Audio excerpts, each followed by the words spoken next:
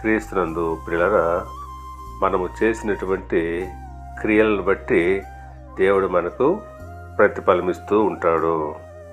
అవును, రూతు గ్రంథము 2వ అధ్యాయము 12వ వచనం ప్రకారంగా, యెహోవా నీవు చేసిన దానికి ప్రతిఫలమిచ్చును, ఆయన నీకు సంపూర్ణమైన బహుమానమిచ్చును.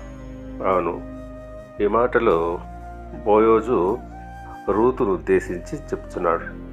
ఇశ్రాయేలీయుల దేవుడైన యెహోవా రెక్కల క్రింద సురక్షితంగా ఉండున్నట్లు నీవు వచ్చితివి, ఆయన నీకు సంపూర్ణమైన బహుమానం ఇస్తాడని అంటున్నాడు.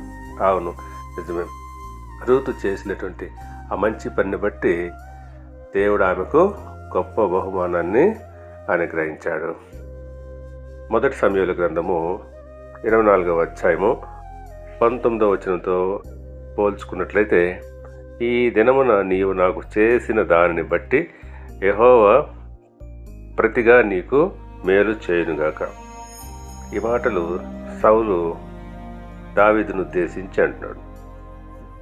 సౌలు దావీదు చేతికి దొరికినప్పటికీ అతన్ని చంపకుండా అతన్ని వదిలిపెట్టి అతనికి మేలు చేసినందున ఆయన ఈ మాట అంటున్నాడు. దావీదు చేసిన ఆ గొప్ప మంచి పనిని బట్టి దేవుడు అతనికి ప్రతిఫలం ఇస్తాడని అంటున్నాడు. అవును, ఆ ప్రకారంగానే వీళ్ళరా మనం ఏదైతే మంచి పనులు చేస్తుంటామో వాటిని బట్టి దేవుడు మనకు సంపూర్ణమైన బహుమానం ఇస్తాడు. దేవుడు మిమ్మల్ని దీవించి ఆశీర్వదించి వర్ధిల్ల చేయనుగాక. ఆమేన్.